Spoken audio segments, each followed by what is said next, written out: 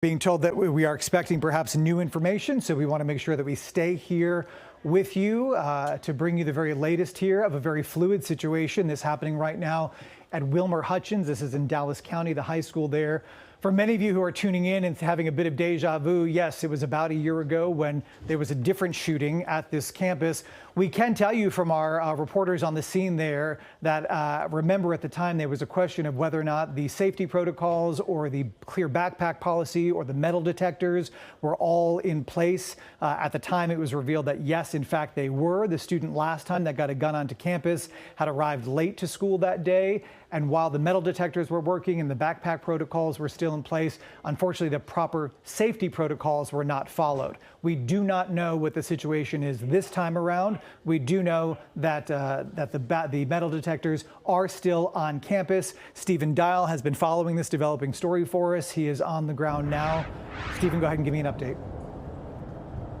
Steve, I just spoke to a 9th grade student and her godmother. Her godmother came because she was calling her multiple times saying, come to campus. She just described to me hearing a gunshot, and she said, you know, students play in the hallway. So initially some didn't think anything of it. And then she said they heard at least one other loud gunshot noise. She said they hid under their teacher's desk. I don't know how many students were in the room, but this is the reality that we're in, right? She's a 9th grade student and she knew about the shooting that happened around this time last year, and she said to experience it is something she didn't think that would happen, even though this happened last year. I'm gonna step out of the shot so you can see what's going on at the football stadium. That is a reunification location that parents have been picking up people. We talked about minutes ago, I don't want to put an exact time on it, someone on a gurney was put into that EMS. I would assume it's not the person who was shot because we have video earlier of an EMS leaving with a police officer with them from about an hour ago. What sources have told us is a 17-year-old male was shot in the leg. We don't know that 17-year-old's condition. We don't know if they are looking for a shooter, who the shooter is, their description of the shooter, or if the shooter is a student at the school. I mentioned this time last year because it's timely. This time last year I was standing out here and a student was able to get a gun in their book bag and through the security process that's set up here on campus, and that was an incident.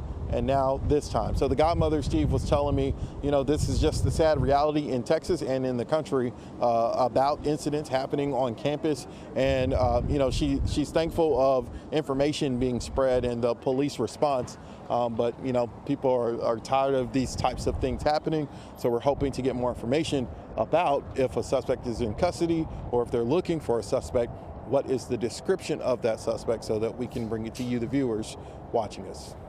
Stephen, unfortunately, you know, it bears saying we have had so many of these instances, certainly during the course of covering news for North Texas, that there's a lot to compare it to here. As I'm looking at the pictures behind you, I have to say the scene seems relatively calm. People don't seem very frantic. Let's call it the administrative part of the process really seems to be well underway here. Talk to me about that. Yes, and that was the first thing that I noticed when we got here. The second our live shot got up, yes, you see the flashing lights. Yes, you may hear an officer's engine zoom by us, but things are calm, and that automatically lets you know that at the very least, the school is secured, and that's the information, the first real official statement that Dallas ISD put out about now 30 minutes ago saying that the high school is secured. That lets you know multiple things. One, that at the very least, inside the building, they're not searching for a shooter. That does not mean the suspect is not at large, but that also does not mean the suspect is in custody. But the school is secured. Now we know that the reunification location is the football stadium behind me, which is also on campus. Typically, if there is still an active scene, the reunification is not going to be steps away from where that active scene is. They would be moved off campus. Students are here on campus. Those student numbers are dwindling. I haven't looked at Sky 4 video, so I don't know how many students are actually on the field, but there were a number of students in the bleachers. Those students have since gotten up. And again, parents have been let in. If you are a parent watching this, Dallas ISD is urging you to bring a photo ID so that the process of you getting your child will be smooth. You see some parents walking away right now. But yeah, Steve, things are calm, and that's a good thing, but still a lot of unanswered questions. Stephen, I hate to ask you a question that I know you might not know the answer to, so forgive me in advance here. Do we know, in fact, at this point that there are two separate people, that one is the victim and one is the shooter? I mean, is it possible that this is a person who had a gun at school and it went off and he accidentally shot himself, or are police actually looking for somebody? Right, and that's the million-dollar question. I mean, sources confirmed that a student was shot. We don't know if, like you mentioned, it could have been an accidental discharge. But the point is, how did a gun get into the school? So that's the big question. And then there's a little bit of precedent in this because this time last year, a student was able to get a gun in the school in a book bag or in a bag. And so those are the things that we're trying to answer.